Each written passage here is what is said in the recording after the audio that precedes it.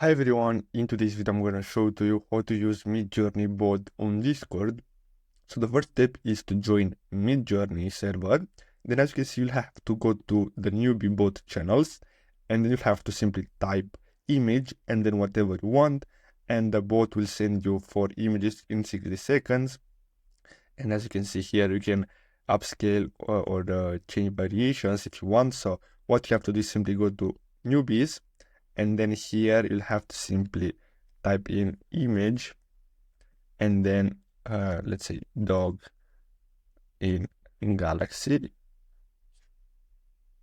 Then you'll have to accept here those, and then here as you can see we'll have to subscribe. So as you can see you'll have a free trial, so you'll have to simply click on subscribe. And as you can see now we'll have to simply follow this link and then subscribe, and then go back to Midjourney server, and then go back to the newbies room, and then simply type in image and then the image that we want. So I hope you found this video helpful. Thanks for watching.